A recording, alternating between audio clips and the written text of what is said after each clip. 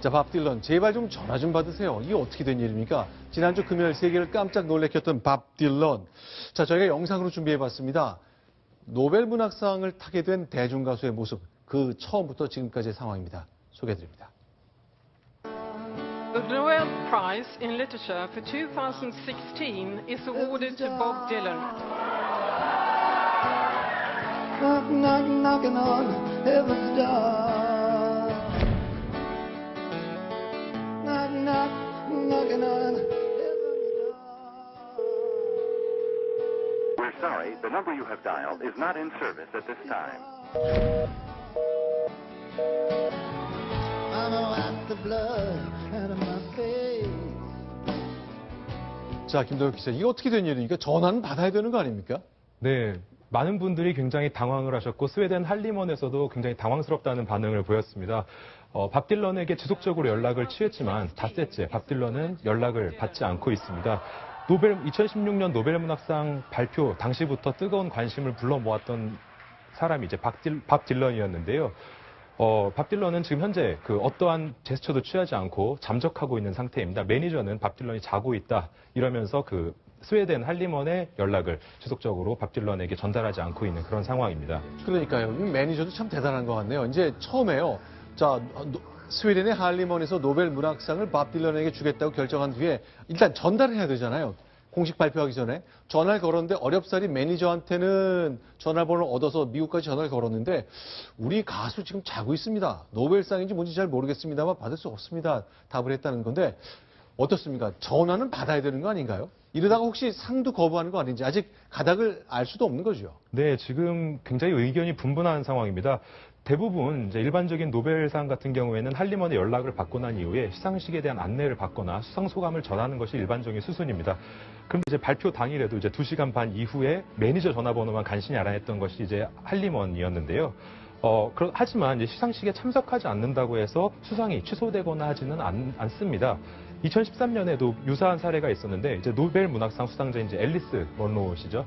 그분이 이제 건강상의 이유로 시상식에 불참한 일이 있었지만 불참 의사를 사전에 밝혔기 때문에 수상이 취소되지는 않았습니다. 하지만 이제 밥 딜런을 둘러싸고 이제 여러 가지 의견이 나오는 것 중에 하나가 밥 딜런 씨가 상습범이 아닌가 이런 얘기가 나오고 있는데요. 상습범이라는 게 무슨 뜻이에요? 2000년에 이제 오스카 주제가상을 받은 적이 있었습니다. 네. 그런데 그때도 시상식엔 참석하지 않고 영상으로 수상 소감만 전달한 바가 있고요. 2012년에는 이제 오바마 대통령으로부터 자유의 메달을 이제 받은 적이 있었는데 그 어떠한 제스처도 없다가 수상식 당일날 노래만 부른 적이 있었습니다. 하지만 이제 노벨상이 이제 네. 아무래도 노벨 문학상, 노벨이 다이너마이트를 이제 개발을 하고 발명을 함으로써 이제 전쟁에 공헌한 바가 이제 크다고 여겨지는 부분에 있어서 밥 딜런이 이제 평화와 반전을 노래했다는 점에서는 수상을 거부하지 않을까라는 관측도 나오고 있습니다.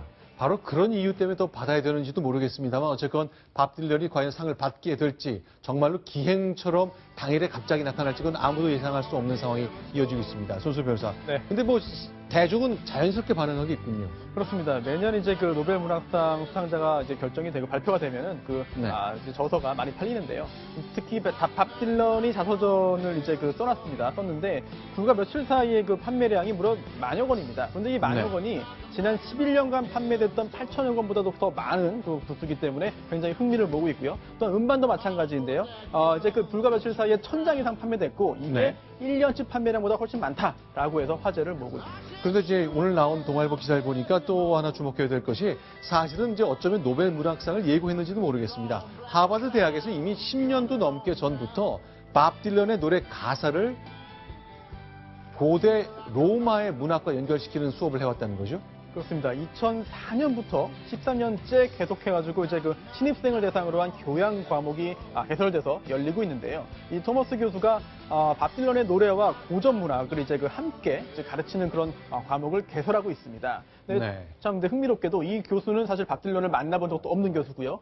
지금 오로지 밥 딜런의 어떤 노래 가사라든지 이런 시를 접하고 여기에 영감을 얻어서 그렇다면 오래된 그런 고전과 함께 가르쳤을 때 훨씬 더 효과가 좋겠다라는 생각을 해서 학교 당국의 반대에도 이제 불구하고 설득 작업을 거쳐서 과목을 개설했는데요. 이렇게 이런 강좌가 벌써 13년째 이어진다는 점 참 부럽기도 하고 어찌 보면 경우에는 밥 딜런의 정말 이런 문학적인 그런 그 모습이 이미 오래전에 학계에서도 인정받고 있던 것이 아닌가라는 생각도 듭니다. 그래서 뉴욕타임스가 취재를 하면서 교수한테 물었다면서요. 자, 만일 당신이 13년 동안 하버드 대학에서 밥 딜런의 문학 세상을 가르쳤는데 만일 만난다면 뭘 묻고 뭘 들을 수 있을까요? 물었다면서요. 예, 여기에 대해서 이 교수가 또 이런 또 흥미로운 답변을 했는데요. 네. 밥 딜런이 사실은 굉장히 질문에 대해서 답변을 신중하게 하는 스타일이다. 그런 편이다. 그래서 내가 뭐 질문한다고 해서 특별히 답을 얻지 못할 것 같다라고 했는데요. 이번에 그 노벨상 관련해서 연락을 받지 않고 아무 반응 없는 것도 역시 평소의 성격이 드러나는 것이 아닌가 생각이 됩니다.